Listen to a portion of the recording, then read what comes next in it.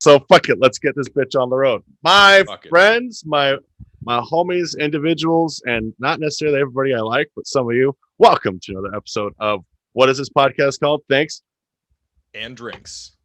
Let's try it again. Thanks. And drinks. No. Thanks and drinks. That's back like the Bill Burt podcast. We're volleying. Yes. And I go and then you go drinks. There Pod. Pod. There it is. Because I'm so unoriginal. All right, one more just a couple time. jazz musicians with our rendition. We're all over the place. I was just listening to Bill Withers actually. Oh, R.I.P. Oh man, I got because of quarantine. Can we pretend? I love that song. The quarantine has taught me all the things that I used to love doing. Yeah. And what I noticed about the things that I love doing, I forget about them. And vinyl is, oh my god, it's such a treasure. And it's don't get me wrong, it's like collecting Funkos. It just gets worse and worse. It's like the golden age for the resurgence of vinyl. You're just chilling at home spinning records. There's no better time to have a good vinyl collection. I got Bill Withers live at Carnegie Hall in 1972. Oh, what an amazing fucking record! And who talks about it semi-regularly? Donnell Rawlings. Donnell Rawlings makes an interesting point that Bill Withers is like, he's kind of like a comic because he's doing stand-up in between sets, but also during songs. A lot of those guys were like that. They'd have good little riffs in between.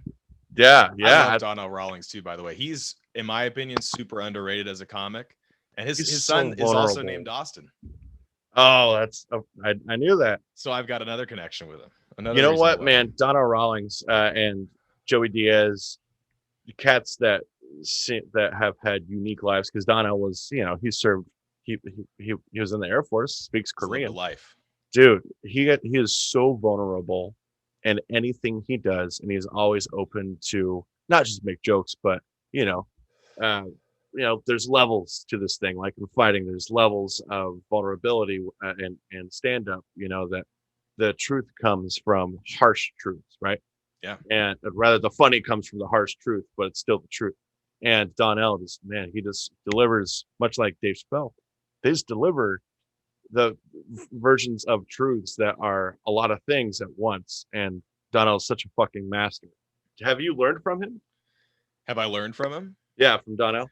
For me, he is so good at not only delivering like a joke with a lot of thought behind it and integrity and purpose, but also he's so performative and like, hell yeah. Oh, I thought you were about to put that helmet on. No, but we'll get there. Jordan actually went to the store. We got some great news today. Please continue. I was just going to say, he's so good at engaging the audience, but also not just delivering good jokes, but delivering a fun performance that's fun for the people in the room. And so like the vocal modulation, the act outs, just being animated. He's a very animated guy. He's just like fun. Man, that when he did Interrupted, I'll say, Rogan and the RZA.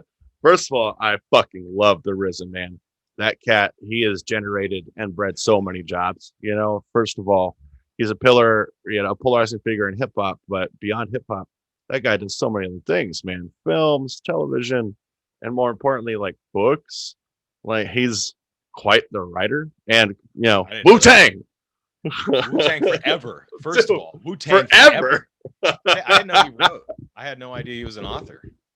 Yeah, it didn't surprise me. Don't quote me on that, but I believe whether he's sold his work or not, he writes a lot. Because sniff books. I'd buy those. I'd totally buy those. Kids, check this out. You want to smell the Wu-Tang tour bus? God, no. That's butts, vaginas, gross feet, dude. Nasty ass shoes from shows. I love that movie that he did, The Man with the Iron Fist. Oh yeah, man.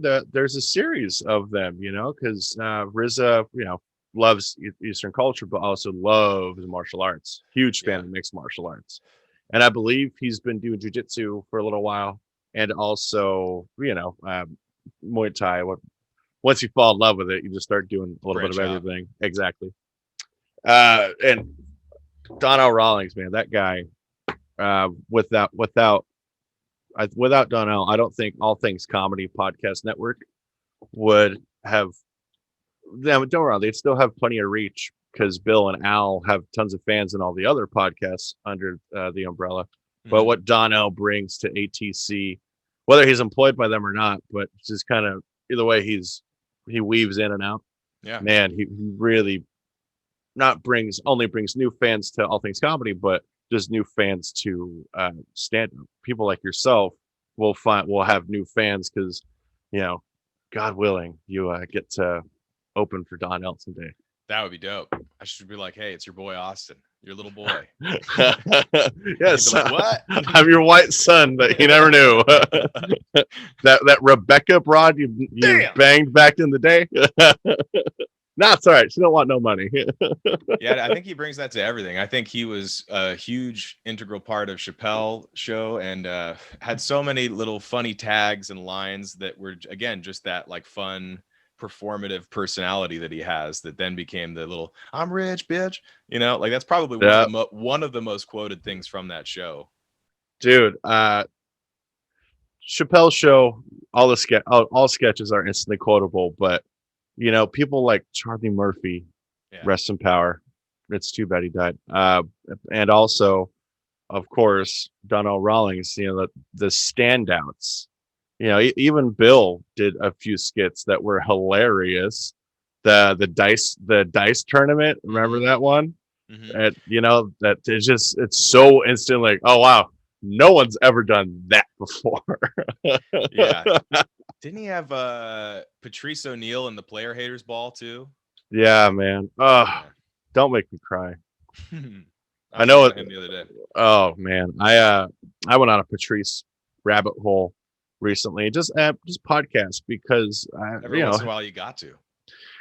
It's important, especially after Rosh Hashanah and Yom Kippur. It's all about reflecting, and Yom Kippur is all about suffering. And I was thinking, people that if we just want to know about fasting sciences and not overindulging in these things that eating yourself to death, Patrice would still be alive, Ralphie May would still be alive. Yeah, but I don't know. I mean, I think some people just want to live their life the way they want to live their life, and they're gonna do it. My grandpa was that way. He was gonna have a cocktail and eat a good dinner every night of his life because he felt like he had worked 60 70 years to earn it, and just that was the way he wanted to live. And yep, his that's heart fair. Probably could have been a little healthier, but a little less butter here and there. Yeah. But some people say life is worth for living. Yeah, and that's one thing that I learned this Yom Kippur this year and over Rosh Hashanah.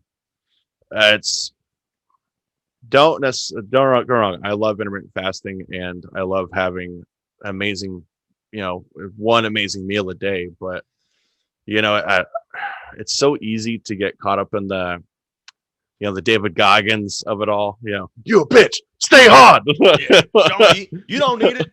You don't need that. Drink water, bitch. Do push-ups. Do pull-ups. Run a 10K. Motherfucker, get on your feet. Sorry. It's 4 a.m. Cold shower. Fucking suck it up. Wim Hof, bitch. Life's hard. Stay hard. I know. I'm looking to it too because it's like 2:30 and I haven't eaten yet, and I'd love to, but I'm just not gonna. Why? I had a huge meal last night. We're plant-based, but we're also this week we're getting all the meat out of our fridge and freezer so we can just not let it go to waste. There was a golden moment in time where the dad bod started to be fetishized, and for a moment I thought we were never gonna have to worry about diet and exercise. We could just live our lives, get a little bit of just enough. Tom Papa, he was his newest special. He says he has a joke about that. Like, we're all a little chubby. It's fine. It's fine. It's fine. I just want to demonstrate to you that I'm earning. On the outside, you can see that I got a little something going. I'll provide. Yeah, the dad bod is there's a fetish to it now. You're absolutely right, and that's there was, and now it's gone. It was like maybe 3 years, 3 years that you could have capitalized. Yeah, man, that's true. I do dad bod porn. Yeah, I don't talk about that stage in my life anymore. Dad bod porn. It was very lucrative. I bet. And every type of individual loves a dad bod. If they're into it, man, I don't care what color, what they identify as. You're gonna have a great time and make a lot of money. It's very inviting. Come get a hug. It's soft. I'm warm. Bro, I clearly give the best hugs. Yeah, I give off body heat. I'm like one of those basking rocks for lizards that they're just doing the push-ups on, I'm a blanket. Yeah, exactly. Or a stress blanket, a weighted blanket. Oh my God. Jesus, this early and I'm almost crying. Oh my God. Fuck, dude. So you're clearly not doing the month-long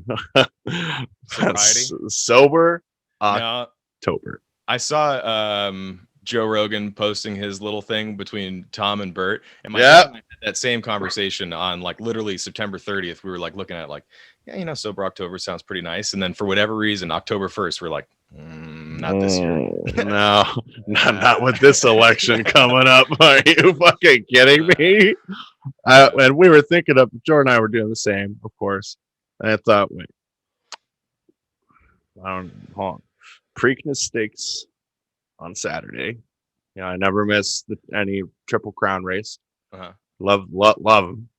Also, UFC. Jordan Williams is fighting. Mm-hmm. And Holly Hall.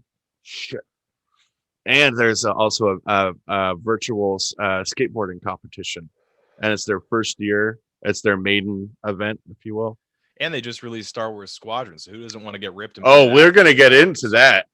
Oh, and the boys, have you seen this new episode? No. So please, I want to. Fuck! I know. I was gonna watch it, but I didn't want to be late. But we squeezed it in.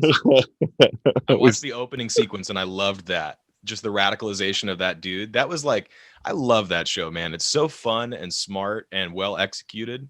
It's hard to watch. The more deeper we get into it, the more like, ugh. Art is supposed to make you feel things, and it's wow. Yeah, and they're not pulling punches, and I love that. No, and it's like, yeah. So I wish I could talk about the new episode. I loved that dick scene in the last one.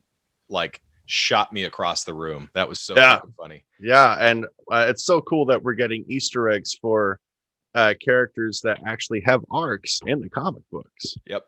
That is such a nice nod to all the hard work from the teams that, developed not that long of a series in terms of a graphic novel. There's not that many additions. But it's clearly beloved and just like cemented its place in pop culture for this moment. And it's very apropos, it's the kind of social commentary we need. Speaking of, I wish I could talk about this new episode. I will watch it after this. We'll have to get you back so we can talk about it. We'll talk about after the finale. Or something. Yeah, the finale. Man, I'm telling you, we could easily do like a weekly, nerd wrap up, hour long. Just catch up on what's going on. And we got the Mandalorian right around the corner too, so we're right there. Dude, I'm telling you. The South Park pandemic special. No, do you need to see it? Is it relevant as fuck? They did that whole last season where Randy Marsh started growing weed. It was Integrity Farms. They did a little bit of China. They did a little bit of China talk, which was fun. Like Disney and China, they got into all that. Well, that's bold. It was really fun. I kind of was like off and on with the season, but I was really behind like that kind of. They're just so on point with their social commentary. And then this pandemic. They're geniuses, dude. Matt Stone and Trey Parker. What? Give me the gist of the pandemic special, please. It centers around the conflict of schools reopening because they're all kids, Right. They have been kids for what, 20 years now? Perpetually, just like all of us inside. Bart Simpson syndrome. Yeah, exactly. That's what connects with us. But yeah, I don't want to give too much away, but it centers around the conflict of them going back to school. Cartman is loving social distancing because he doesn't have to see anybody. They talk about the fact that weed is booming throughout and essential businesses. They talk about mask wearing throughout. Some people are wearing their masks appropriately. Some people are wearing it under their chin throughout like the whole episode. And Death is just like wandering around with his scythe. It gets a little dark, but it's funny. Wow, man. Jesus. and then they just fucking stick the landing with police brutality, Wow. racial injustice, and Donald Trump. It just like ba ba ba, a nice little combo to end the episode. Oh my God. I don't not like South Park, but they just get a little. Yeah, It gets not painful, but I just get uncomfortable because like, oh, I don't know if I can laugh about this next to my wife. I feel like I'm at a stand-up show or I'm on a date with a girl that may not like how I respond. Yeah. Yeah, they definitely, I think it was like season 20 or something that they decided they were going to try to get canceled. And since then they don't pull any punches, and it's for better or for worse. But that kind of thing serves its place in the social kind of zeitgeist, I think. I'll say it, without Bill and Ted, without Jay and Silent Bob, I think you don't get to the South Park crew. For sure.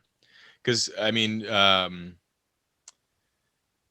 Jay and Silent Bob, I always think of Dogma when I think of like their characters, and Kevin Smith is like the height of, because they did a lot of like social day-to-day like people commentary with Clerks and Jay and Silent Bob, and making fun of Hollywood with their movie. But then with Dogma, it was like their full fronted attack on Catholicism and organized religion and just all the dogma. And then George Carlin. Rest in peace. Yeah. I missed Carlin so much. And one of my a voice like that now. I have a brain, man. I mean, you're absolutely right. Not just his voice. Yes, and excuse me. The way he thought about things, mind you, that was years of addiction and mental health problems, and not doing a lot about it, because when you're using like that, you're not focusing on yourself. You're not like Taylor Tomlinson, where you're working on yourself. I love that girl. But ever went Jersey Girl, man, that's one of my favorite Kevin Smith films, and people shit on it for whatever reason. Jennifer Lopez is great in it. I don't know what you're talking about, but Jersey Girl is when you get to see George Carlin. He wasn't the greatest dad to his daughter, and you get to see a version of him trying to reconcile and work on that redemption arc. Because sure, national treasure, yeah. However, people that are national treasures were a son of a bitch in some way, right? Yeah. I think that's a common thread amongst, I don't know how much, I think actors have a little more access to their family, but like comedians, for whatever reason, they seem to make for estranged fathers, unfortunately. Like you look at, like you said, Carlin, and then Robin Williams had issues with his kids. I mean, not issues, but he probably wasn't there as much as he would have liked to have been. Yeah, Zelda, his daughter, who actually did the voice of Kuvira in Legends of Korra. Fun fact. Robin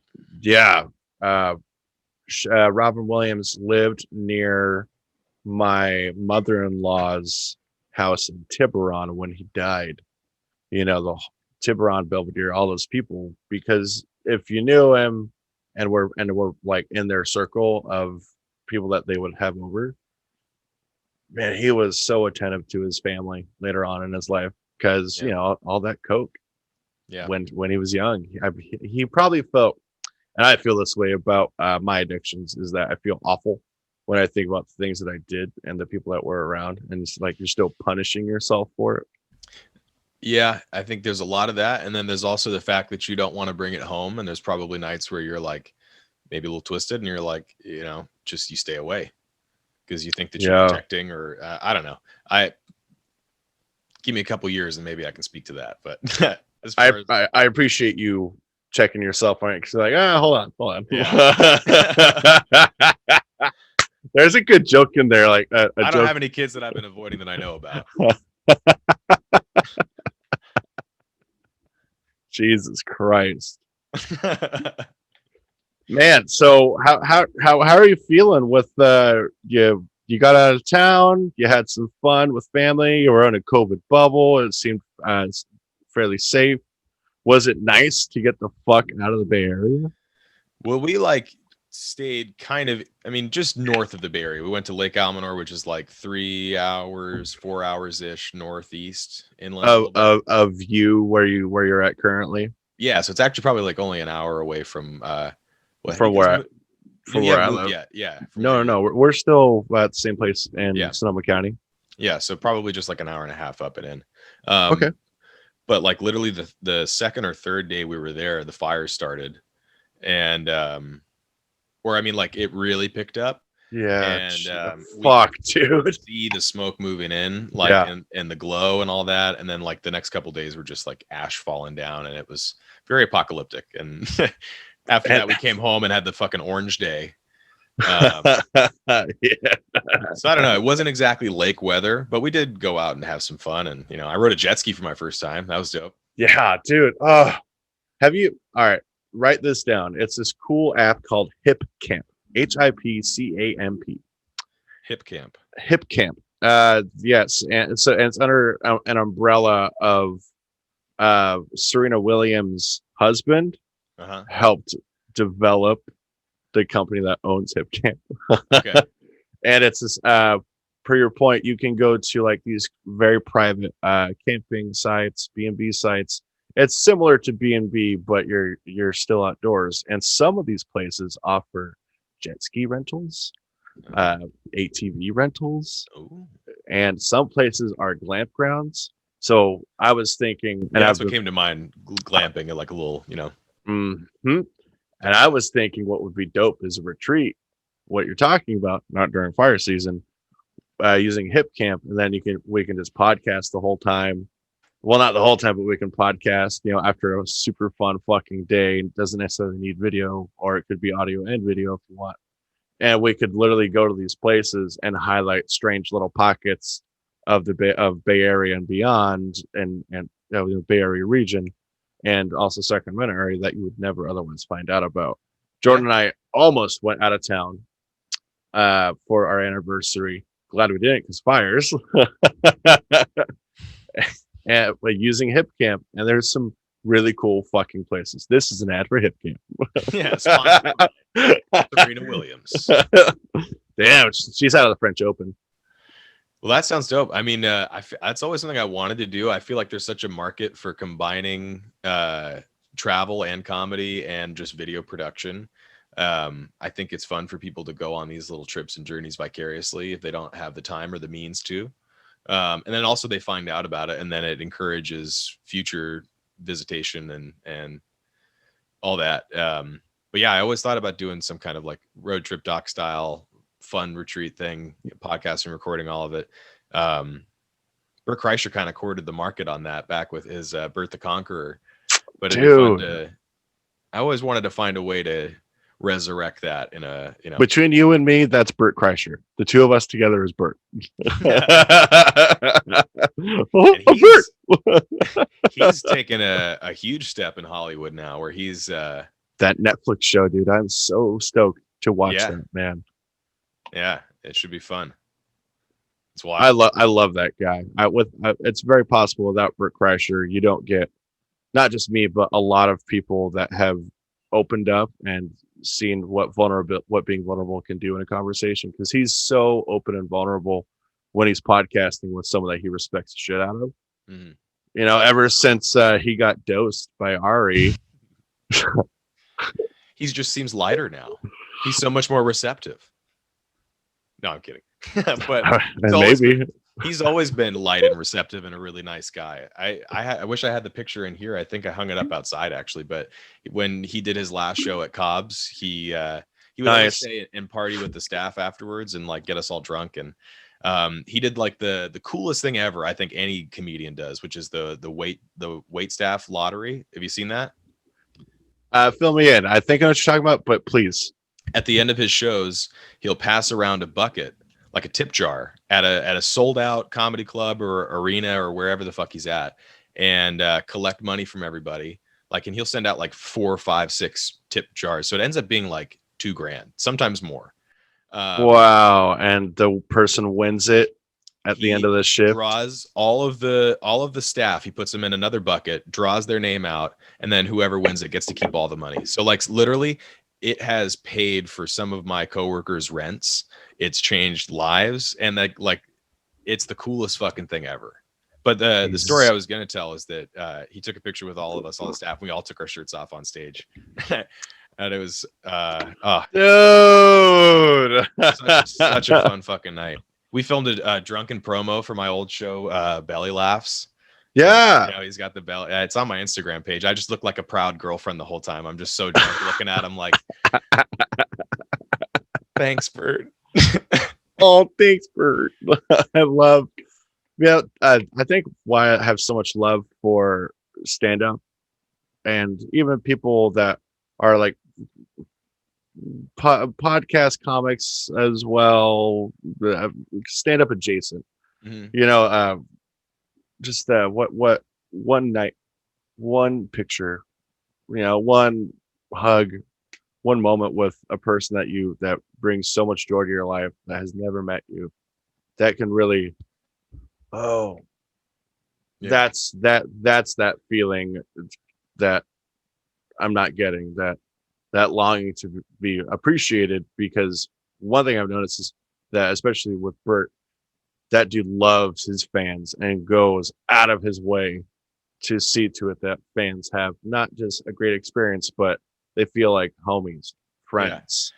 Well, that's the cool thing about comedy, is it's all about that connection with the audience when you're performing. And it's like you're creating a special night that's an inside joke for all of us. And it's very like tribal in that way, where you're like you're bringing everybody in.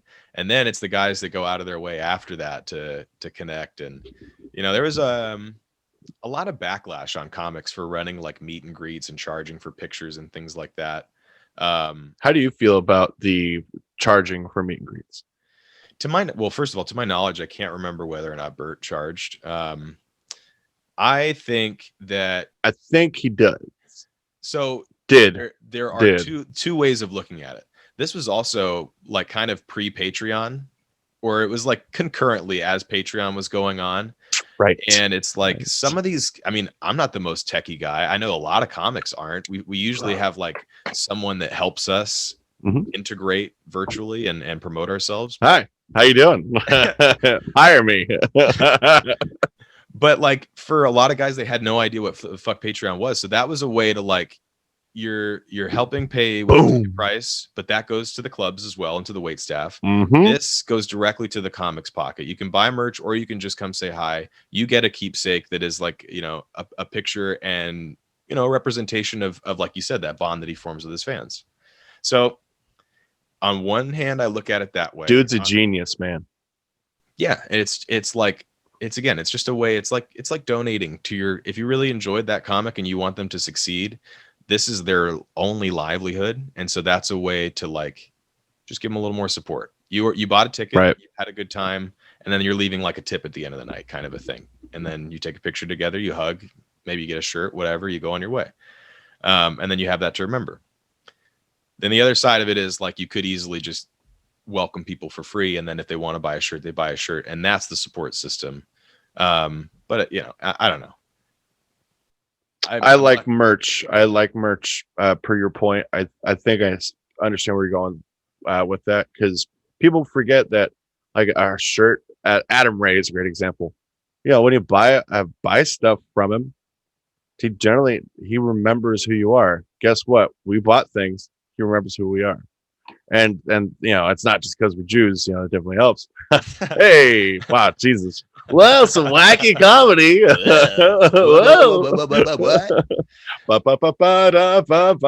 sorry for the wrong. But how much fun has it got to be? I mean, I can only imagine, and I think it would be super fucking cool. But to be a comic on stage, touring in a city, and then you look out in the crowd and you see someone wearing one of your shirts, and then you look up and see and you're like, oh, it's fucking that guy. I remember. It's it's Thomas, or you know, whoever it is. Yeah.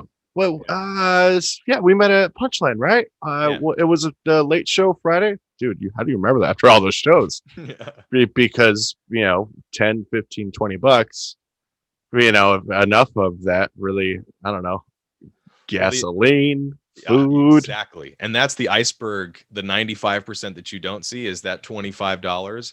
Probably, I mean, as well off as a comic can appear at any given moment, you can be broke as fuck. Yeah, that could have been gas. That could have been food. That could have been a present for his daughter, or, you know, I'm not talking about anybody in particular, but right. For any comic. You know, man, we're actually Thinks and Drinks Media is going to be designing merch. We dropped a couple shows because it just was like, it was kind of redundant. Mhm. And we're looking at merch, and I'm realizing now more than ever that anything, anything can be merch. Yeah. We got these refrigerator magnet spice cans. Hmm. That's great merch. Have your brand label on it. And in the day and age of minimalism, Hmm. people not wanting to store things on shelf space because maybe don't have it. Boom, fridge magnet. And guess what's on it? It's your face. It's Austin's face. I'm a firm believer in things that are like utility that people are going to use every day. Tools. Mm-hmm. You use more than a coffee cup. Like I stay fundamentalist when it comes to merch. Yeah, exactly. You get water bottles, protein shakers, and then coffee mugs. You're set. Maybe a shirt and a hoodie. You know what? Cover all type of drink, including spirits, Koozies. wine. Koozies are fucking cheap, dude. Oh Koozies are my god, popular. They're big. dude. I love using one, especially like at the river. We'll have to take you to our river spot in Healdsburg sometime, um, because you can just hand them out, and next Yeah. thing you know, something that probably costs you what, maybe 20, 30, 40, $50, you might get one, two, or three, or four, or five true new fans, but also people that know you outside of your thing, so they maybe like you more because you're not doing your act, you're just hanging out. Yeah. Do you have I do this all the time. I'm always doing my act. I'm always on, Hmm. and boy, is it exhausting. My God. Do you Yeah. run into that too? Do you get caught up in with the noise as well? I am I have two modes with my like just anxiety ridden brain. I'm either very antisocial and I'll lay low in Hmm. between like gigs or whatever I'm doing, and I'll just kind of like cut the contact and recharge my batteries, if you will. Yeah. And then the other mode is like um I mean, yeah, sometimes it can be. I'm more like just a golden retriever where like if I start having fun, I'm very excitable and I'm gonna start being on and I'm gonna start cracking jokes, and it's just that's more fun for me anyway. So I don't know. But That's you don't go. You're not one of those guys that goes too far. You're not like Dean Del Rey, where and during his set he'll just stop and look at a chick. Look at this chick. She fucks. You can tell. You're not gonna say shit like that generally. yeah, and I'm not gonna be like I don't know overly obnoxious about it, but if we're all capable of having more fun, why not? That's like always the objective is having the most fun, and I enjoy making people laugh. So I live for it. I live to make people laugh, and if I don't make, if I'm, I'm really only around Jordan because COVID. Why are you around people if that aren't on your quarantine? mhm. Uh, and I can tell when I'm being much because it's usually always, or, or when it's actually funny. And I don't know if it's lately. I'm working out a ton and really trying to work on my mental health, and just watching the weight. Started skateboarding again, but it's more like skimboarding on the ocean, and it's so fascinating to see what doing a few new things for in terms of exercise. I'm sharper, Mhm. and just being able to write and create, and podcasting more for whatever reason. It's very fascinating, and now because of it, I'm really trying to watch my economy of words, and maybe breathe, take a breath first, think about it. Maybe Yeah. there's a different way to write that thing that you're thinking about first, then say it. And if she actually thinks it's funny, maybe use it. Write it down, develop it. And just paying more attention in life and conversationally to those things that you're saying, and then yeah, you go back and refine them and write. You know, But I mean, being present. but like you said to your point about exercising, I think even Einstein said that whenever he needed to solve a problem, he'd go for a walk, and that would help him kind of jog his thought process. But I think there's just something more fundamental to that with exercising is like you're physically making progress through your like physical space. And so it helps you kind of feel like maybe mentally you're making progress as well, or like you're working towards something, or you're overcoming a little block or a blockage. Mm. I don't know. Uh, The it, serotonin that you get from working out biologically. So then you're like, fuck yeah, I'm amped. Let's go right. you know what, man? I'm so careful because I don't have coffee anymore. So we have rather it can't be caffeinated. So I've had decaf coffee and I've had cocoa powder. Funny thing about cocoa powder, it has flavonoids. Flavonoids help promote happy and also beat inflammation, and it contributes to not just your serotonin levels but your overall productivity. Because if you're more happy, you're going to be generally more busy, right? So I haven't had that. I have chocolate essentially. I haven't had it in my life, and just from the 2 scoops that I had in the coffee I had when I interviewed Jordan, I saw I could feel and see a literal difference. And immediately, what's interesting about neuroscience, you start to respond to an idea better, or you're more free and open and fluid with it as opposed to stuck in a position. And maybe there's maybe there's a different way to write this. Maybe there's another angle, and it's fascinating the microbiology of your gut health and gut biome and what what literally what you're consuming, what you're putting in, affects what you're putting out. It's calories in, calories out. I'm interested in the decaf coffee. Why is it placebo that you're going for? No, because in coffee there are actual there is microbiologies that is good for fitness. However, caffeinated coffee, I get, if it has to be decaf, otherwise I get thunderclap headaches, migraines, where it's like someone stabbing you in your occipital in your head. And the symptoms can last for 2 weeks. So I essentially quit coffee, much like Dean Del Rey, and coffee's decaf is now a fucking treat. And it's really easy to say in the morning, "Oh, I'll have some decaf; it'll be fine." You don't know that, man. Well, this is. Go ahead. Sorry, no. I was just gonna say that's interesting. I always wondered why people went towards decaf. I'm such an addict, personally, that I was like, decaf coffee sounds like sugar-free candy. Why would anyone go that route? It's like you're not getting the thing that you want out of it. You're adding the sugar though already, so you're essentially, don't get me wrong, I don't know how to measure caffeine, and I don't know the metrics that are necessary to measure it, but it's fascinating because I don't have symptoms regularly anymore, only if I have dark chocolate quite a bit. So again, I'm missing out on a supplement that is kind of important, caffeine. And there's another one, I think it's either a legume or a nightshade that causes migraines because it's a buildup, like turmeric. The more turmeric you have, less inflammation you have, but the more buildup you have for that things that cause migraine, the more likely they're to occur during either intimacy. So when you're getting down and you're about you're being possible timing, right? So there's also another name for it, but I'm not going to say it on the pod. Just when you want to hear her, you're like, can you keep it down? Fuck. Yeah, then I literally cry every time that happens because it's literally like someone is stabbing. Every time you have sex? Well, that too. Of course, I love making love. That might be unrelated. I love making love to my wife. Because you're being explosive and your heart rate's going up. Next thing you know, boom. You're an explosive guy. That's good to know. Yeah, absolutely. And also also, of course, it occurs during workouts too. And it happened in my 20s. I was wondering, like, why is this? What is this? What's going on? And I was drinking a fuck ton of coffee back then, and generally a bad diet. But it sucks and it's fascinating at the same time because clinical tests, you can only know what you can handle if you run clinical tests on yourself and do the research. And so that's kind of what you're doing on the controlled.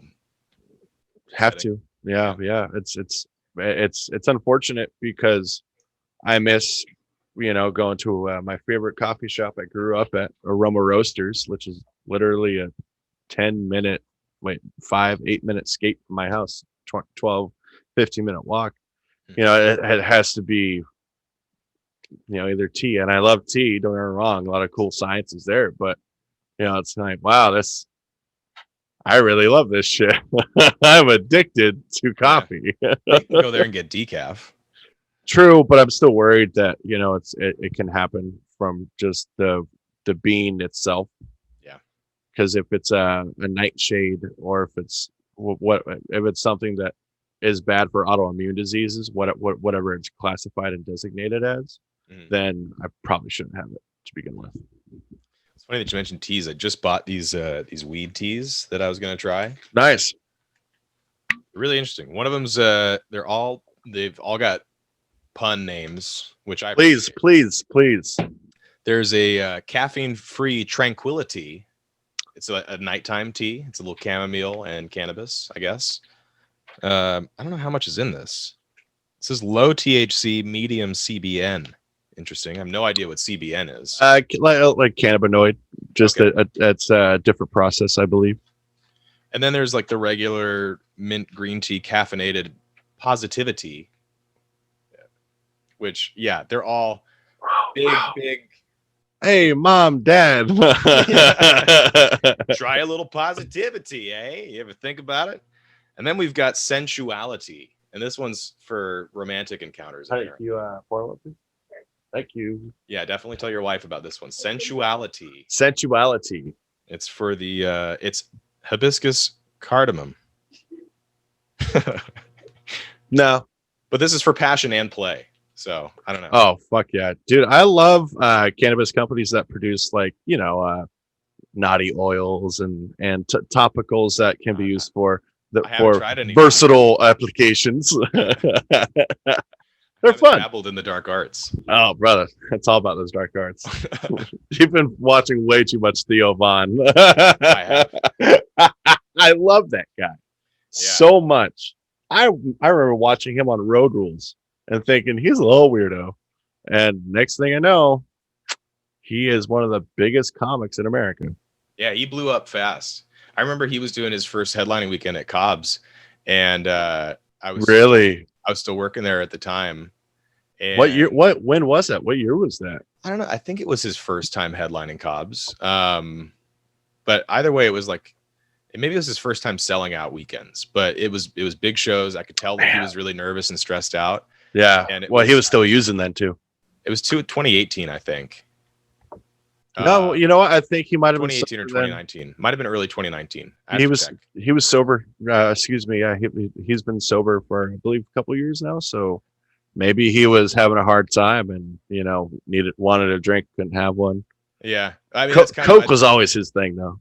That's kind of the vibe that he was giving off, is that he was he was adjusting to doing stand up sober, maybe. But he was really stressed, and I was really stressed that day, just randomly. And I walked up and I was, taking everybody's order and getting the times and music and all that. And I was like, Yo, how you doing, man? You excited? And he's like, actually, I'm a little fucking stressed. And I was like, well, just to be real, then let's cut the bullshit. Me too, baby. What's going on? And we just ended up shooting the shit about life and follow each other. And yeah, he was just really genuine and nice guy. And then he went out and fucking killed. Oh God, man. Jordan and I had an opportunity to catch him at San Jose Improv. Great seats. Tickets were too expensive. My homie couldn't make it, but the problem with living in Sonoma County, that's what, 2 counties, 3 counties.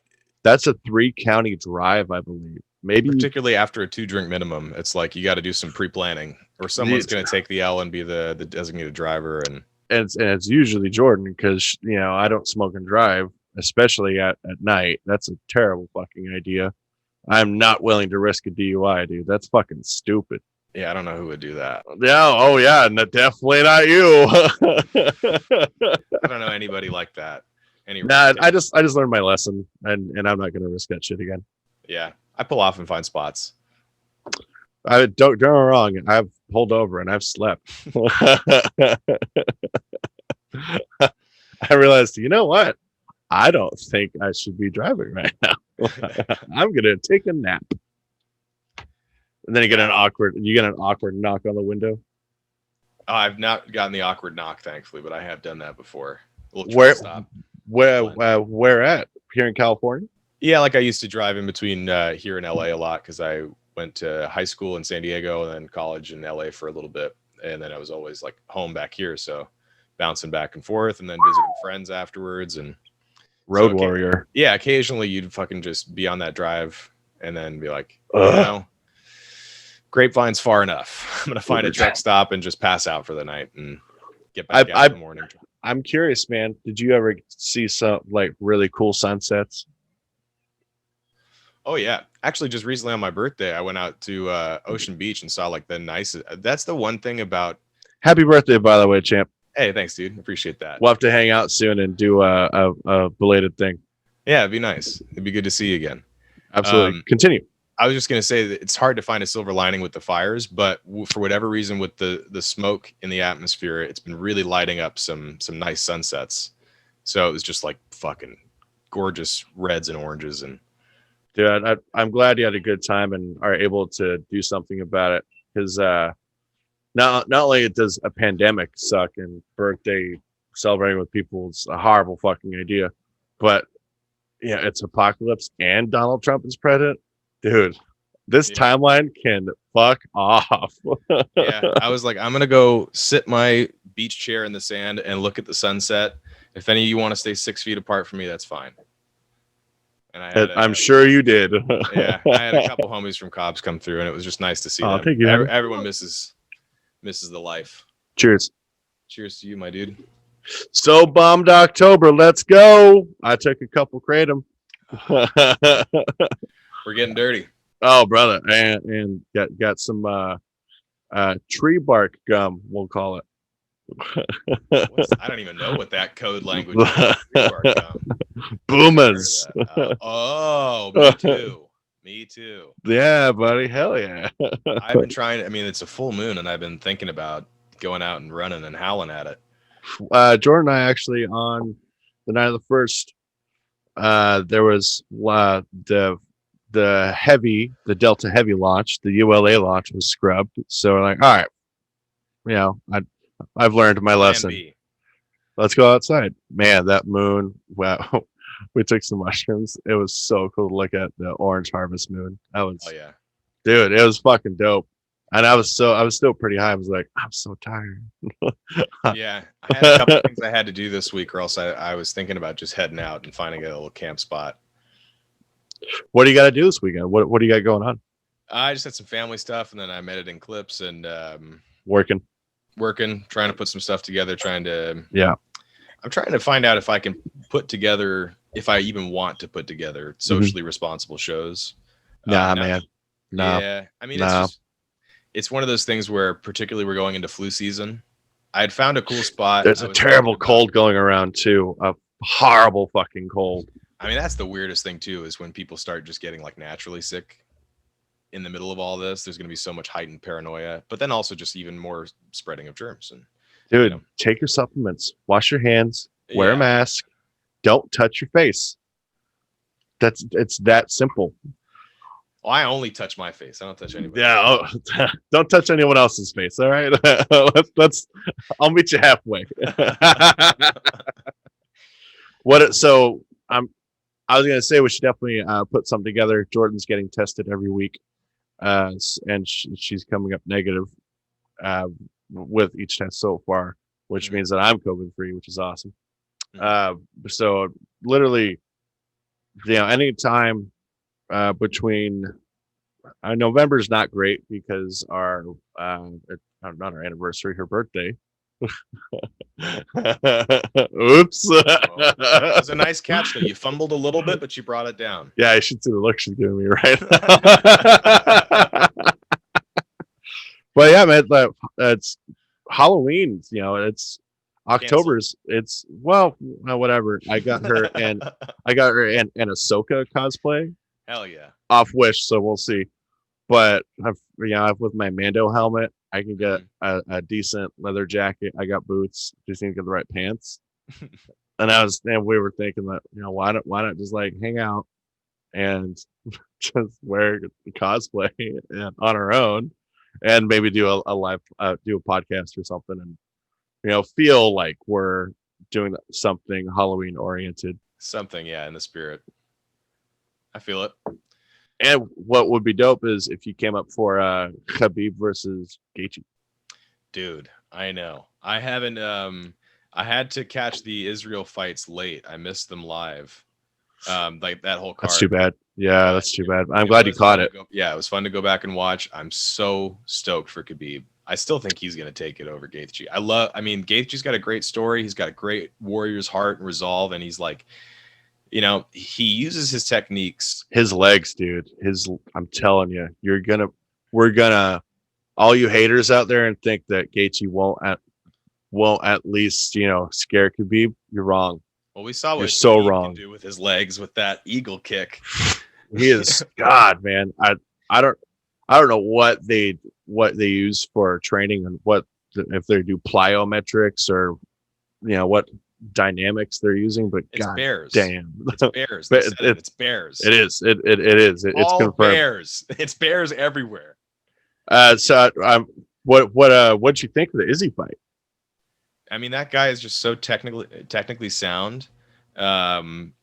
I was very confused by Costa, right? Was his name?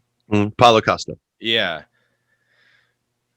I don't know. It was like after the weird Yoel Romero fight to go to another kind of weird fight where he was like doing an impression of Yoel Romero in the middle of the fight. I was like, is no one going to fight this guy? Like, is no one really going to like make an honest attempt at it? That's kind of what it feels like. I don't know.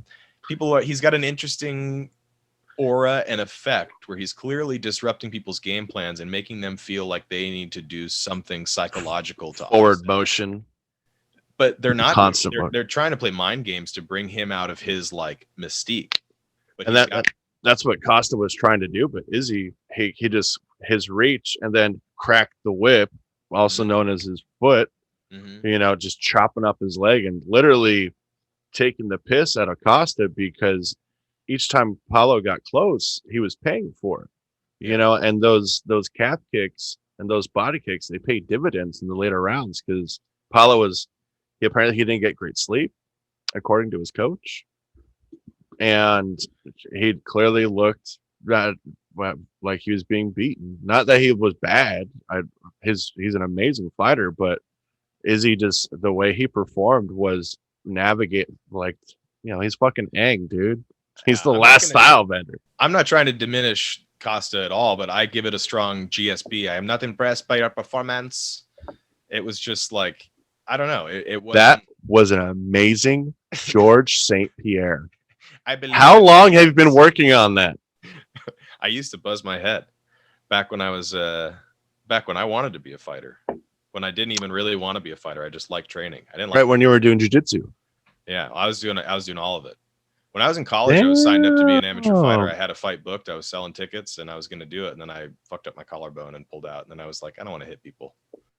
You know what, man? I think I knew that. I think we thought. Well, we got super hammered, folks. I don't know if you're ever going to see that episode. It's the hidden tapes, dude. Patreon. Yeah, it's exactly for the OnlyFans. Dude, what do you think of Mark Normand using? Don't get wrong. OnlyFans is just a platform to have, you know, a paywall for your content.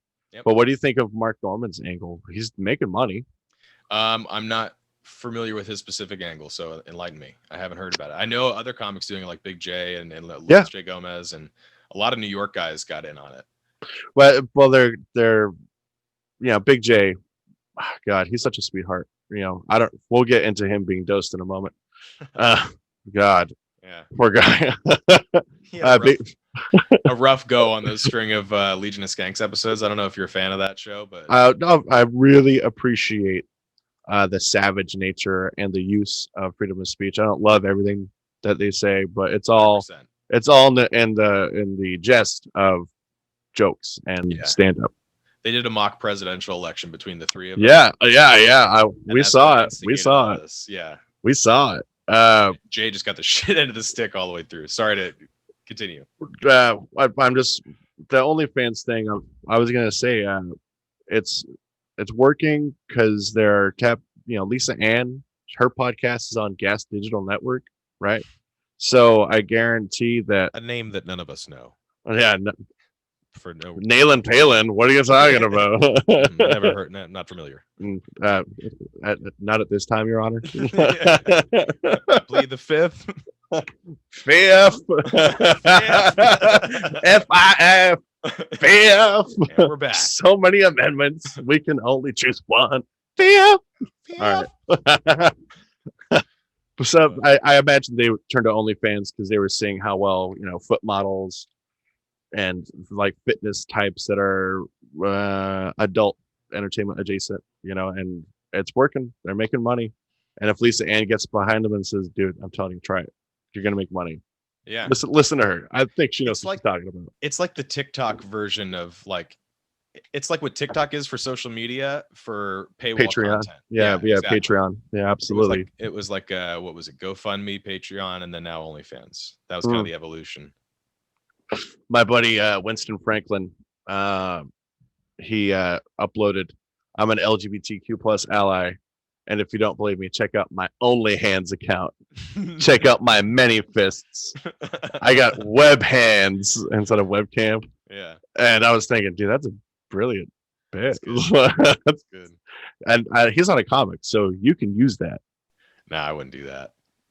He's not. Whatever. I did. The only joke that I would ever want to rip off from somebody who's not a comic, is I was reading on Reddit last night about Trump getting the positive test for COVID. Yeah. Oh God. I really hope this doesn't shake down how I think it's going to. We'll get into that in a second. But please. The hilarious comment was he's like, oh man, and he's in 3 at-risk groups. He's elderly, he's obese, and he's low income. And the low income one fucking made me laugh so hard, dude. I was like, that is gold. Hold on. Wait, honey, can you say that joke again in a second? You got to hear this joke. Oh, boo. It's all right. You can tell her later. You can take that one and claim credit for it. No, man, I'm going to clip the shit out of that. It's out in Reddit. It's out in the ether. It's for all of us. It's free usage. Dude, I love Reddit. Funny thing, Serena Williams' husband, co-founder of Reddit. Back to that guy. I forget his name. I think it's Alexi something. They're a great example of kind of the democratization of the internet, where it's really kind of but where it also becomes confusing is it's like, it used to be you could trust kind of firsthand and secondhand sources because they were all backed. And now kind of anyone can get behind a keyboard and they could either tell you their truth or they could spin their narrative. And so, or they could have a podcast. Yeah. But like, I love reading Reddit, but you got to take all of it with a grain of salt, like everything now. Yeah. You know what, man? It's information, no matter what, even music, information can be, upsetting because information is kind of now an art form. If a speaking engagement, look at Jordan Peterson, Sam Harris. If you can speak beautifully and be well informed through it, isn't that art? Yeah, you just can't be president. Nah, man. No. If you can speak coherently and you're not, get out of here. No. Oh my God. So what's your theory about this possibly fake COVID test? So I have am I crazy for saying possibly fake? Not at all, because we know that literally every government has probably tampered with their COVID numbers to kind of save face globally and give somewhat of an accurate representation, but also, who really knows? Engineer the response. Get into all that, but as far as this seems very strategic. The timing is almost uncanny, right? It's like he clearly lost big points with that debate. What's gonna garner sympathy, empathy amongst his voters? What's gonna possibly explain away or rationalize any kind of weakness he's showing? If he seems like his mental health is compromised. Yeah, but also, what this could do that's scary is it goes a couple different ways. If it whether or not it's real, he could say, I've got COVID. I can't come to these debates. I got to quarantine for 2 weeks. The next debate next week, forget it. I can't do it. I'm sick. I can barely talk. I can't even taste my McDonald's and Diet Coke. And I can't taste my Adderall. I chew it every hour. None of it. And And so does he say now everything's on Oh. film until I'm better? Include the debates, the election, all of it, the appointments. It kind of weirdly, it gives him, it seems like he's already in like a power grab mentality. And this is a way to hide behind the sympathy and empathy of a global pandemic and say, listen, I don't have to give anything up until I'm ready to, until I'm healthy. You can't, it could question the legitimacy of the votes, all of that. He could play any card he wants to at this point, which is scary. Carte blanche. Yeah. And if he does have it, it could be spun as like a global attack, which is even scarier. Like there's no way that my people, there's a lot of them. There's no way. You think you're gonna stop me, She? You think you're gonna stop me with your little virus, She? I'm stronger than you. All right. You gotta go soft, Trump, for me. I can't do loud. I gotta go soft. I gotta talk the way I wish he talked. It's from the throat, and if it's from the hatred in your gut, in your is belly. it from the gut? Am I wrong? It's the hate in your gut. You gotta feel the hate rise up. And you speak like this, and it just kind of comes out like steam. All right, I sound like Killian Murphy as Tommy Shelby. Yeah. Anyway, I love that show. It's scary that it could be manipulated information. We live in that era. Who knows if they actually have it? I would never wish illness and death upon anybody, even though I think that individual has earned that karma, and for all that to be wished upon him from someone else. I'm not going to do it. For me personally, what I wish he would take this as an opportunity to leave office and focus on his health and his family. Go away, leave the rest of us alone forever. You did it, buddy. You were president. You won. Go away, get healthy. I hope you don't die. Think about your life. This is the time to think about your life. Damn, man. That is truly presidential. That's good copy. Is there an invisible person in there with you with an invisible gun to your head? He's buying it. He's buying it. It was good. It was good. Keep more Did you see that Daily Show episode last night where the joke was earpieces? Oh yeah, earpiece gate. Yeah. Oh my God. Like, no, man. Look. My buddy Richard Barney had a really funny tweet. He's a comic, and he was like, if I were Biden, I would just come in wearing the biggest pair of Beats by Dre and then be like, LOL, what headphones? And then just be like pulling bits all day, like I can't hear you, and pretending and just jamming out to beats. And he's like, this would kill. And I thought that would be hilarious. That is a damn good joke, actually. I love it. Is that yours? No, my buddy Richard Barney. He's Richard Barney, comedian. Right? You just said that. Yeah. Sorry. That's all good. It might be the kratom and the mushrooms and the whiskey. We got the trifecta, the whole my niece was born today. Hey, congratulations. Yes. Some light and positivity coming into the world. Yes. My sister-in-law is a type 1 diabetic. So the interview with Jordan Williams, it means a lot more, because an individual that can overcome terror, horrible fucking things. It's so fascinating to strive for greatness on one of the greatest platforms for his art form. And Kenzie being able to essentially enter an octagon herself, no meds. She had to be dilated, and she was in labor for 24 hours. That is the longest fight I've ever fucking heard of. And it's so fascinating that type 1 diabetics can, through, clinical studies, running tests on yourself, being plant-based, as opposed to consuming whatever the fuck, is in front of you. You know what that microbiology is? That's not food. That's food-like product, bitch. That's from movies. This is a Kevin Smith movie. I know it. It's really interesting to see that, gut health has allowed her to deliver a large, healthy child. She's going to be huge. Hell yeah.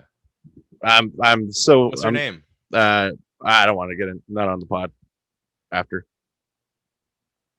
Yeah. Thank you. I appreciate that. But it's fitting. And I made a joke about Rush, the band, because that's very fitting for both of them. They love to travel, and their mind is not for rent between God and government.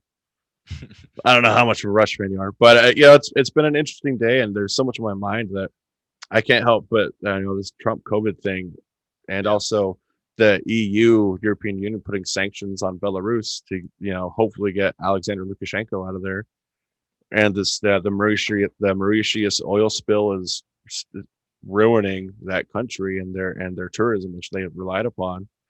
There's so many horrible things occurring along with pandemic and also fires here. It's really nice to be able to not just chat, with a friend that's in a job that I respect the most out of, but wake up with a call. Hey, your niece is born.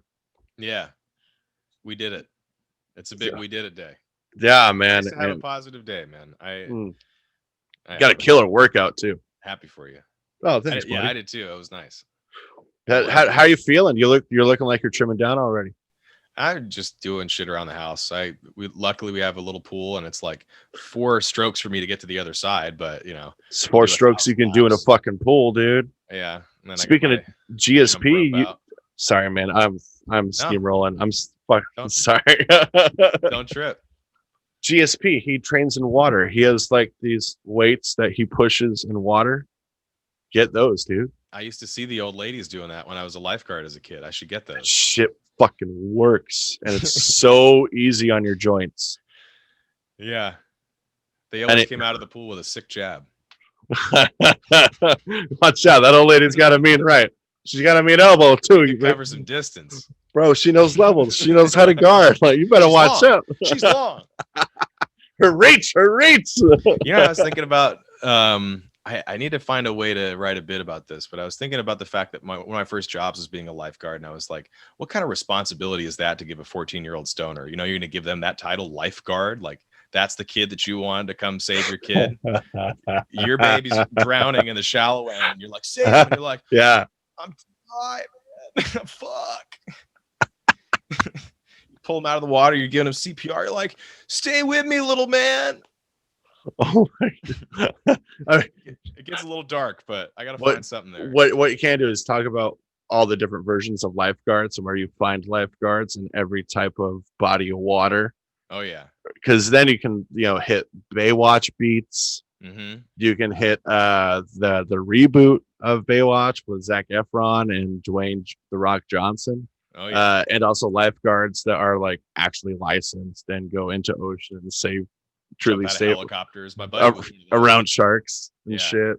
So you actually, because here's your got legs. Here's your shitty little job. This fuck this place job. I don't know if you know the podcast, but shout out to those guys. But on the other end, you could actually do something that is really thoughtful and also at the same time hilarious. Yeah, because lifeguards, like, it's a real tough job. Not when you're 14 at a pool in some shitty place that you don't even remember the name of, something like that. Because then you can talk about this incredible lifeguard story, or the woman that just she rode from San Francisco to Hawaii as a test because her next row is going to be from San Francisco to Japan. There's so many different creative ways that you can explore. People that actually have like crazy aquatic jobs, which I might end up being an even longer bit because you can get into marine biology and how whatever you want to do with that. And I never got to do any of that. I just had the shitty pool. I thought I was going to be able. I never got to save anybody. I never had to save anybody is what I should say because I was hiding the entire time. Just talk about what you didn't do. Yeah, exactly. I didn't have to do. I was like Jon Snow showing up at the Night's Watch. Like, this is not what I thought at all. Oh man, I thought it'd just be like, kick it. I'd love to help you write jokes, brother, because you've got the right perspective on it. Ari Shaffir, one day I asked him in the green room, I was like, how do you write jokes? I was like the most green question I could ever ask, but I was like, what's your process in life? That question though, man, that it just gets finer and finer and finer. It starts at, how do you write this? Yeah, it was all like, I was just crowdsourcing and getting different answers from everybody at that point and trying to write on my own. And Sourcing information. Yeah. What's up, Mencia? Menstelia? I know what you do. I see it. But Ari was like, he drew out a little infograph for me. He's like, every joke is like you're going down a street, and every street has these side streets that are cul-de-sacs that you can then go in and explore. Yep. Once you have more time to, fill it out. And so just like I've got this shitty premise now that's like just a straight through street, you're right in pointing out that I've got all these little cul-de-sacs that I could go into to fill out more time. And yeah, that's kind of just how he says you more importantly, develop an arc, because you love story so much. You love narrative. That's why Star Wars, look at this, Squadrons. Hello, Hera is mentioned almost immediately. Dude, I have it downloaded, and I gotta watch The Boys first, and then I'm gonna play Squadrons, and that's my day today. We're watching a playthrough because we don't have the console. Well, expensive. Yeah. But let me tell you, man, the narrative. Wow, there's nods to Rebels, which of course Dave Filoni. Excuse me. This is Disney canon, so of course you have to reference Rebels, Clone Wars. I believe Ahsoka even gets mentioned at one point, or even like referenced, because EA, they absolutely have to play ball now with Disney, and if they drop it, hey, this contract. Yeah. Well, it's genius to just start canonizing everything and have it like all the fun little things that you would have to get from like books or comics. Now you can start to like fill the cracks with playable experiences and tell these stories that have been either partially told or untold or now being recanonized. And flight simulators have been a thing since the 80s for Star Wars. There's some really interesting articles out now because they're selling Squadrons, right? They're doing the campaign trail. And I got to tell you, I did not realize how many jobs flight simulators that are Star Wars flight simulators. I had no idea, but they've been generating jobs for decades. Oh, you mean like from the tech that they use in the movies? Yeah, well, not for training pilots, but flight simulator games that are Star Wars games. Oh yeah. But they're considered flight simulators. Yeah. Those have bred so many goddamn jobs. 85, I believe, was one of the first Star Wars flight simulator games. Huh. Interesting. Dude, well, I have to do a lot of research because one of my other podcasts is gaming, and I love gaming. I'm stoked to try it. It looks like so much fun. I don't want to move on yet, but Squadrons is it's beautiful. The short film really rounded out the world built with the short film that they released, which was also campaign trail marketing. It feels like you're looking at actual galaxies and actual space dust. Yeah, we're getting to a really fun generation for virtual experiences where it's almost imperceptible. We're getting to that uncanny valley point. It's like, fucking close, right? We're almost across. You still see it in people and their eyes and their mouths and but they're getting so much better with like there was some tech engine that I watched a while ago. I forget which one it was, but they were talking about like predictable AI and how that's like affecting the way their characters can interact with the environment now. Like for climbing a wall, for example, they'll actually find a hand and a foothold. And you're talking about the Unreal Engine demo, I believe. So. It was that was such a game changer, man. I that's not a game, but I want that to be a game because I want to either watch that or play that or both. Yeah. And it was like there were so many spectacular moments in that. I almost just had a little stroke there. It's okay. Spectacular. You went Ron Paul on it. That's too soon. But Donnell Rawlings, folks. But it was like not even the spectacular things that blew me away. It was those little things like the hand and the foothole just like adds to the authenticity of the whole experience, and like the way they'll now like put their hand on a door or guide themselves through a passageway. Yeah. You're not going to get Last of Us too, man. That I don't know if you watched or played it, but stop it. Sorry, my wife. She's being inappropriate. That's nice. Anyway, that's nice. Right? I don't have to keep you much, that she loves watching me work. She loves it because quarantine it's tough on a lot of people, and for some reason, I decided to lose all the weight instead of put in. Anyway, can't keep your hands off me. Anyway, Last of Us 2. There were so many well designed, not cutscenes, but when Ellie or Joel or Abby were having to navigate through a small space, it looked like they were literally touching this physical piece of wood or whatever it is to go inside a house or inside a building to execute some stealth kills. And it's Last of Us 2. I'm gonna do a rewatch, I think, soon, because as a design, the mechanics, they appear like that's what we're going to be seeing with this next gen, and what developers, they're duplicating success. And with that being said, I think Naughty Dog Studios, they're setting a precedent. I mean, yeah, we're fucking right there where it's about to take another leap.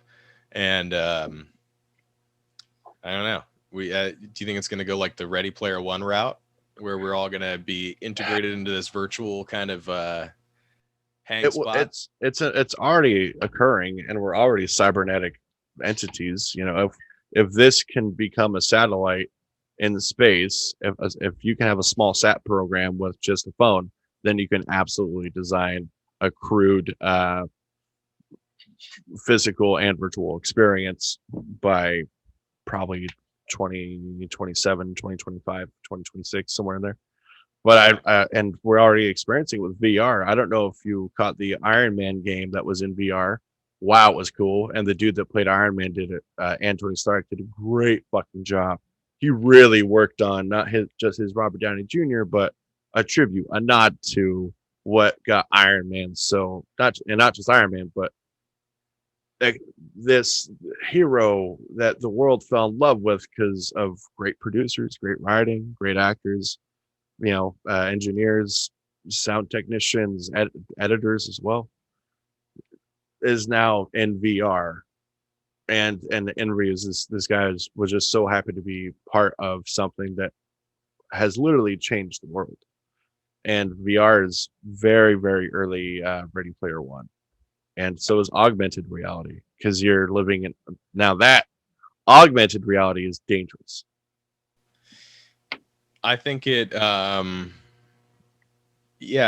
creates a little bit more of an imperceptible separation between what's real and what isn't. But VR does that in a different way, where you could easily, like, the better that simulation gets, the better and more authentic that virtual space is, the more sensual and haptic feedback you eventually get.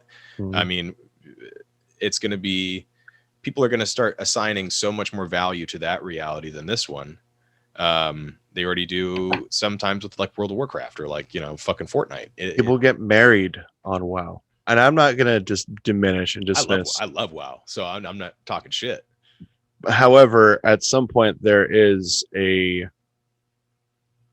don't wrong with a fanaticism. I actually tweeted Christina Hutchinson from Guys Who Fucked, and I'll bring up the tweet in post, and you can find it on Twitter. It's Thanks and Drinks Twitter. She said that sports fans, some about sports fans, and fuck, I wish I remembered it word for word, but I had responded back that fandom is hard to measure, because what's work, what's fanaticism, and what's liking something a lot. These metrics are difficult to develop, and it made her, and she responded, I haven't thought about that. It's an interesting question. Yeah. And to make one of I wouldn't say the world's leading podcasters, but a certain niche world, they're definitely one of the leading podcasters for sure.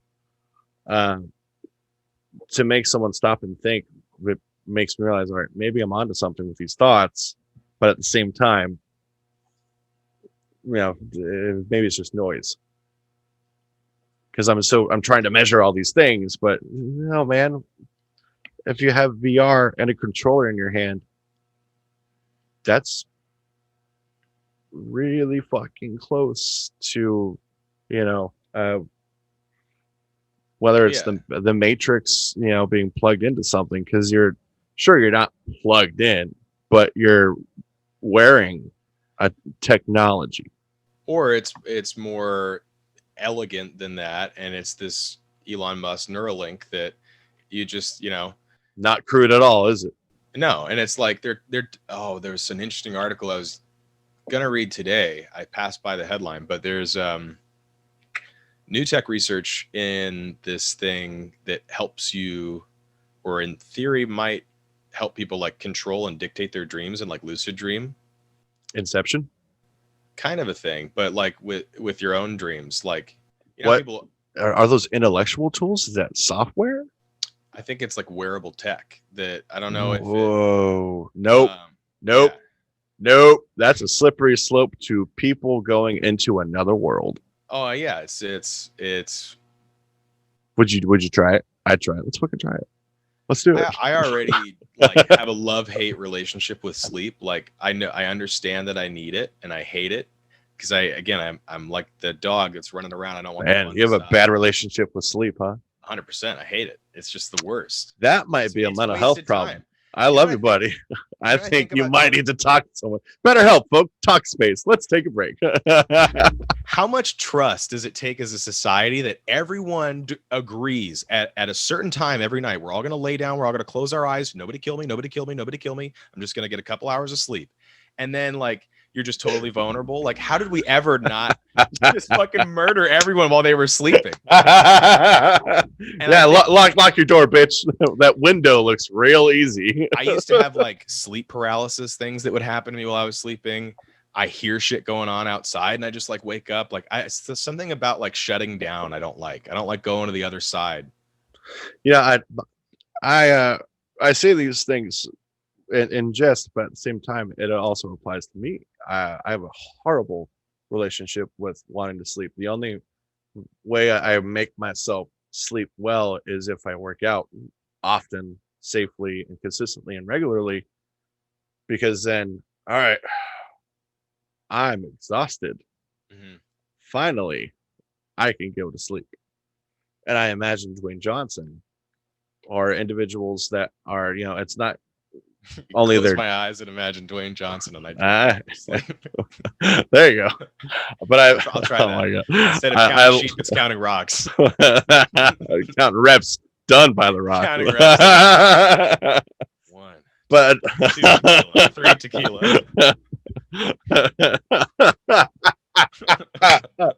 That's the silliest shit I've ever said. But I imagine cats like him have a hard time sleeping because he has a ton of concussions, and whether micro or macro concussions, he definitely has CTE. He might have a traumatic brain injury. That's very possible. But people that have suffered from head traumas usually have a really fucking tough time wanting to sleep and rest, because what are you? You're susceptible to irritability, impulsivity, anger, rage, and losing time depending upon what you have to drink or other things. And you're also Stop talking about me like that, man. I'm right here. Oh baby, I love it. but there's also other symptoms from CTE that sleep isn't great. For whatever reason, just your neuropathy, your neurological health is not great. And it's really fascinating because you love to work, you love hammering, and you want to work. However, your body is doing things that your mind isn't. And it's kind of not, it's almost like not being in control of yourself in a way. Yeah, it probably is a problem with letting go of that control for a couple hours and being like, all right, I'm just going to call it a day and put a pin in it. And this is what I did. It's over now. And I just got to accept that and get some rest. I have to stop. And that's my battle every night. You know what, man? I take melatonin because I just can't shut my mind up. Like I'll just sit there and think and like look at the ceiling or roll around and then I'll get back up. Brother, I mean, you're working out, but how long, how hard are you? Mind you, safety doesn't necessarily mean you're getting like a really complete full workout, because Mhm. consistency is more important. So within the parameters and measurement of safety, how what are you doing for your exercise? Well, I thought about that because when I was training Hmm. in college, that used to be like what would help me go to sleep is I would go to like the night classes from like 6 to 9:30. Whew. Come home and just be like That's a lot of minutes. well, Holy shit. it'd be like jujitsu, boxing, Uh-huh. and the last hour would be like sparring or something like that. Or jujitsu, boxing, or whatever, or kickboxing, whatever the class was at the Hmm. gym that day, And then that last hour was just the fun hour. Yeah.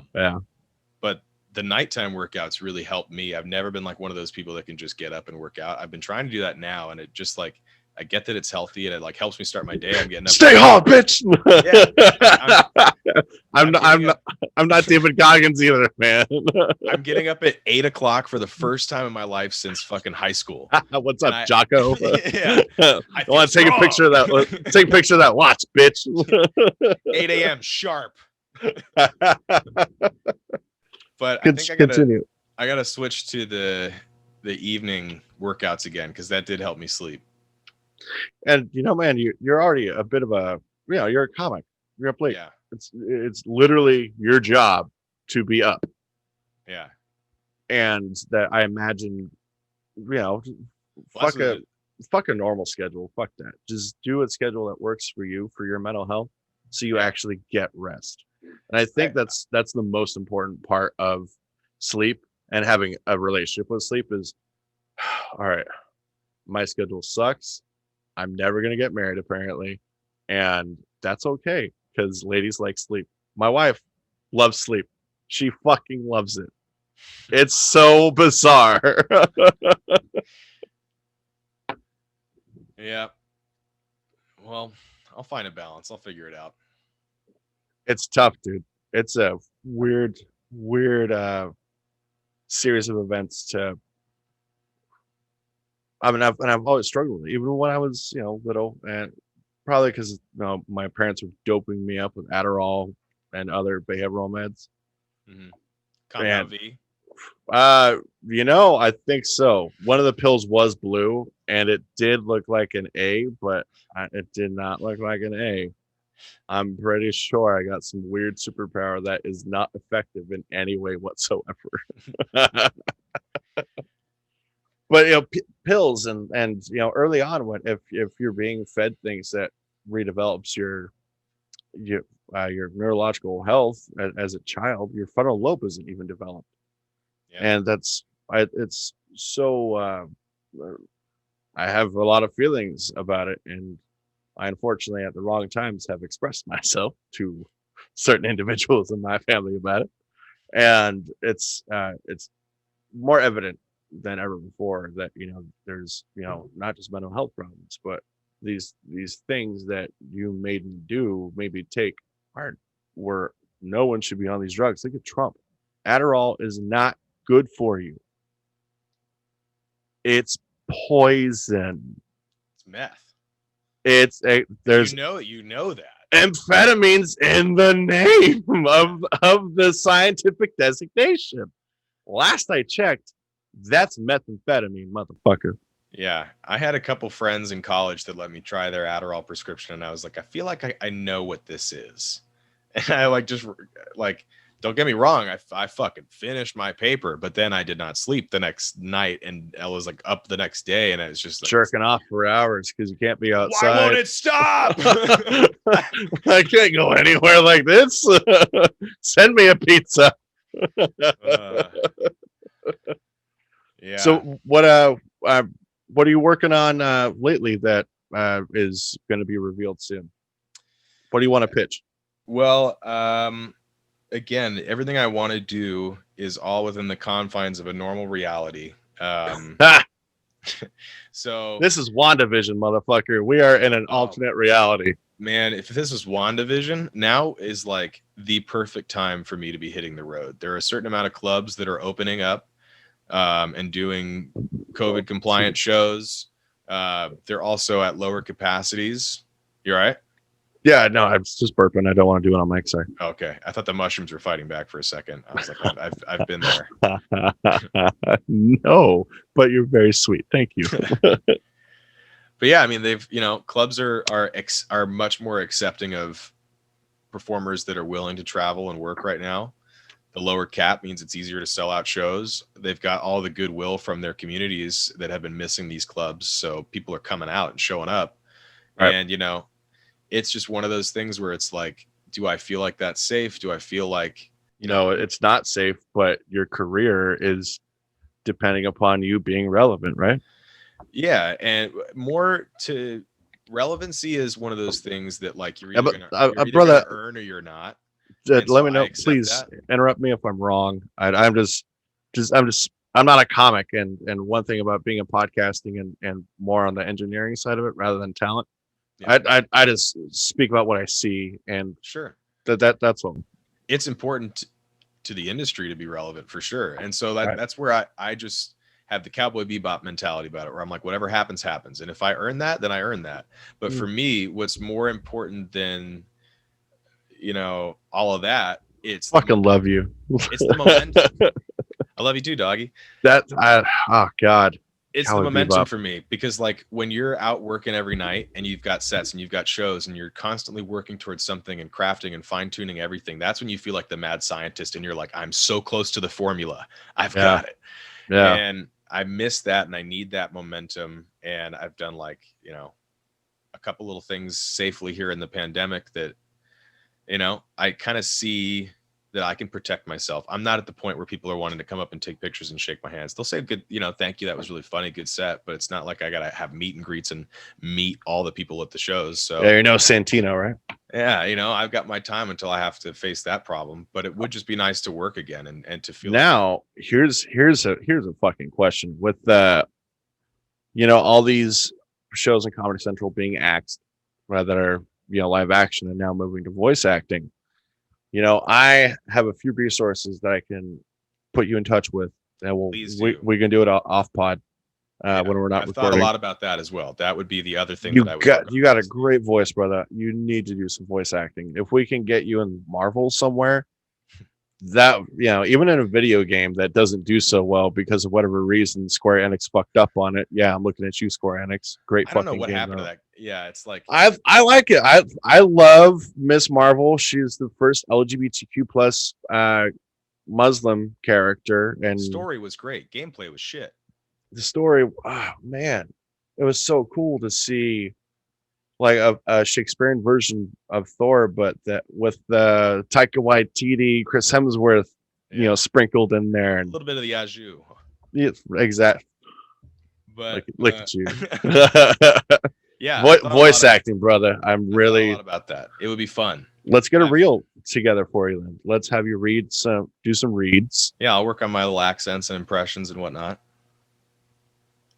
And then we can send it out and probably find you, not necessarily great representation, but if you can find representation, then, maybe you got something going. Yeah, because that's the alternative is if I'm not going to go out and work and pursue all this at this time, then I would want to do something still creative and investing in myself and my skill set and like my resume. So that would be, if I could, somehow get into voice acting and then even bring comedy into that would be fun, like to be a comedic character. Adam Ray have look at his IMDb. His one of his projects that he's been on is She-Ra. He plays the horse. And Crossing Swords, Hulu property. Oh my god, he is so goddamn funny in that thing, man. You played Destiny, right? Or are you familiar with the game? I have watched some of the story, and my god, is it cool. Who was the voice? Was it Nathan Fillion that came and did one of the? Yeah. Yes. Like to be one of those kind of voices would be so much fun. You'd love it, dude. I'm telling you. I can put you in touch with someone that can at least point you in the right direction, right. And it'll be absolutely worth your time. I want to do voice acting myself because we'll both go for it, dude. Steve Bloom as Spike Spiegel, the single best performance of a character like. I don't know. Full Metal Alchemist Brotherhood. I Also a great series. Dude, the lead, I forget his name, but goddamn, he is sought. He goes to cons all the time for a reason. Yeah, Because FMA Brotherhood, Jesus Christ, is it it was a good? great series. Yeah, It's not just great. It's one of those that, oh, that's how you get a long running anime series. You have to do that kind of story, yeah. and it's hard to believe that Laura Bailey, she was Lust, and Laura Bailey is her so goddamn prolific, and you also get um, I want to say Troy Baker and Nolan North were in Full Metal Alchemist Brotherhood, but I don't believe that's true. But Nolan North is another one. Actually, I oh think my that might god, be the guy that I was thinking of. Nolan North, man, what Nate Drake, the Uncharted Yeah. series, right? Yep. And he also, of course, was in Last of Us, the first one, opposite Troy Baker, because they're like the Bill and Ted, Jay and Silent Bob of voice acting and gaming. Yeah, And man, oh my god, a fun world to break into. and you love gaming. Yeah. You love it. You telling love stories, it. so I could be on that side of it too, where I'm helping bring these stories to life with more convincing deliverance or delivery rather. What you could do, you do live in San Francisco. You don't live far from a lot of gaming studios. What you could, well, you're not in SF, but you're Bay Area. You I could could get look. where I need to be. You could get a job Yeah, I could get a job. You're right. at a gaming studio. Just shop your resume, because 2K Entertainment in Novato, here in the North Bay, they were huge fans of Joey Diaz. Joey Diaz was in Mafia 3. Yeah. Mafia 3 was an amazing fucking game. So you'd be surprised how many gaming studios are open to comics that are whatever your skill set that you want to apply for. Yeah. You'd be surprised. You'd be welcome with open arms, I would imagine. Yeah, I've actually made a couple connections with guys at EA and Sony and a couple other, just through shows at Cobb's. They were there and we're like, "Yo." I tried hitting a guy up for PS5 discount. And like, get out of here, dude. You were funny, but not that funny. Yo, give me that promo code, bro. That promo code. He's like, they're not even giving it to me, asshole. Get out of here. Jesus, yeah, PS5. That looks fucking amazing, man. Yeah, it's like iPhone level hype. Better than iPhone. Come on. I'm just saying, I don't remember the last thing that people were like, it was in a scarcity because people were trying to swoop it up like this. That's true. You're absolutely right. Let's see. What time is it? We've been going for a while. 4. Yeah, I gotta get. But what should we end on here? Let's get one more. What do you want to talk about? Man, I could talk about anything. Yeah, let's go dealer's choice. All right. I don't want to say it, not UFC necessarily, but I do want to discuss. Joe Diaz did Brendan Schaub's podcast because it's now his. Yeah. And it's always going to be that way. Callan's not coming back. There's no way you come back from that. Yep. And Joey, it was one of those episodes that haven't watched it for the record, but I will now. Oh man, I haven't watched any of that podcast just because it's been, I feel like it's just internally they're going through it, and I imagine it can't be fun for anyone involved, and so I don't imagine the content is very like uplifting or. I was surprised, man. Brendan is, like, he's a good dude. He's very funny, and I know that I can't imagine what he's going through for one of his friends. This all happened, and now you got to deal with it. The fallout, right? Yeah. Their conversation was one of the reasons why I got into podcasting. Because without Joey Diaz, I wouldn't have found or understood podcasting and stand-up the way I understand it now.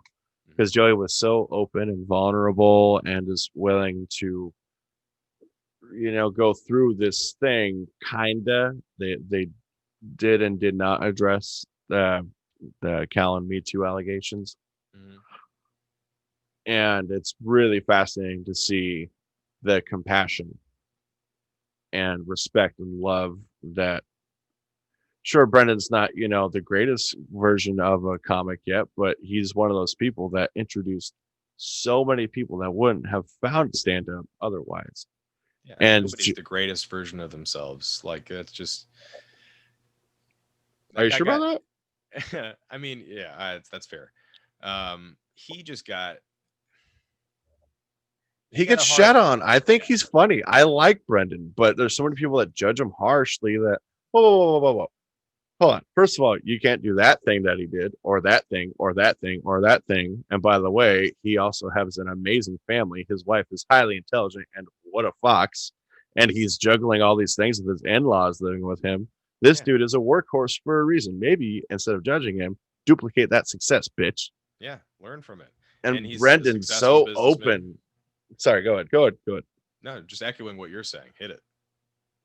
Brendan's so open now on the podcast because he's kind of like, well, what the fuck else do I have to lose now? Mm. He has literally nothing to lose and in terms of fighting the kids. So he's just willing to just chat with anyone and kind of do what he's always wanted to do. Yeah, what podcasting is meant for. Guests, interesting people, not sharing the same fucking story with your buddy that helped you get to where you are and you feel so loyal that you feel like you needed to develop a whole brand with him. He didn't need to do that. No, they kind of fell down into the trickle down economics of podcasting where it was they would start to talk about what other people talked about on their podcasts. Echo. exactly. And that's what I don't wrong. Sometimes echo chamber is good. There is useful information out here. You might pick up on a tool or something here, something there. A lot of unique shared opinions. I like that when Big J was dosed after being pulled off stage and all, he could have he got really hurt. Mm-hmm. Everybody was talking about it, but what I found awesome of the outcome of it, we all realized we need to support each other and be there for each other when there's horrible things going on. And no one gets more respect than Big J Okerson. Mm. And it's really fascinating because now, even he's reached a new level of vulnerability and openness. And you were trying to tell me something about the latest podcast that they've done, and I haven't caught everything. What have I missed? Oh, well, he just during that presidential election, he was the butt of a lot of their jokes, and it was very funny. But to your point about him being just a very open and compassionate person, they actually on Legion of Skanks, I think, had a very funny episode where they were talking about. Actually, it might have been Louis J. Gomez that said this. They were talking about the Chris D'Elia incident. This was pre-Callan. When was this? I think I might know because I may have caught the clip. I think he probably did. It was like right after the Chris D'Elia thing happened. So, a couple months ago. And apparently he's been exonerated. I'm not a lawyer. So let's not go into it. But they just said they were commenting on The Fighter and the Kid, how they released that episode where they addressed it off the top and they were like crying and upset. Brendan was crying. Callan was kind of panicking. And they kind of, in hindsight, he looked like he was panicking a little bit. Yeah. And they kind of got accused of throwing Chris under the bus a little bit. Oh, they absolutely did. And Lewis was like, yeah, who needs enemies when you've got LA comedians? And it was like, yeah, it all falls into a bit of gossip. And anyhow, if the MCU has proved anything, that rumors are often true. Hey man, if people are saying a thing, it's probably for a reason. You know what? God damn. And it's when we got to what Big J has since spoken, and he had Bert. He and Bert spoke, and they're closer than ever now. Their support group. I kind of want to see them get together and talk about not just that, but everything, and maybe in the background have the what life is like after and comedy through quarantine and whatnot. Yeah, but it breaks my heart that that's bad things happening to people is what brings us together. and as much as the Legion of Skanks, seemingly are awful, they're not really awful. In fact, they bring a lot of people together. Even my wife, who is quite the social justice warrior, queer woman herself, even she finds those guys funny as fuck, and it brings us closer because we learn how to measure what is and is not okay to say to each other or at each other. And it's another one of those to each their own thing where everyone's got their favorite flavor of Ben and Jerry's, and they're the hard speed metal to classic rock. It's like some people like listening to metal. Dude, they're so metal. Yeah. Brother, this was a fun. I'm trying to find where to read the amount of time that we went, but I can't see it. But it has been a fun hang. Yeah, this has been a fun hang, man. What are you getting up to tonight? I know you're working this weekend. Tonight, I'm going to first go jump in that pool because it's getting hot in here. I can tell it's getting hot outside, so I'm going to go get a couple more laps. Hell yeah. Get back at my editing. But first, I'm going to watch the boys and play some squadrons, I think. Word. Get a workout in, watch the boys, yeah, play Star Wars. Brother, that sounds amazing. Where can people find you? Thank you. You guys can find me at Austin T Carr on Instagram and all social media. T is my middle initial, and then Austin Carr. T as in what is the middle name? Actually, I'm curious. Thomas. T is yeah. Grandpappy. That's right. So yeah, you can find me on Instagram, on YouTube. I'm uploading some more clips, and so putting a little bit of my material out there, and you can also stay up to date on any shows I do happen to do. And yeah, man. I get involved in. Absolutely. And of course, you know where to find us, folks. thinksanddrinks.squarespace.com. Totally buy the domain. And of course, on Instagram, Twitter, all of it. Austin, brother, this is great. I can't wait to see you for Khabib. That's going to be great. It's going to be a good time. Thank you, Nate. I appreciate it. Oh, absolutely, brother.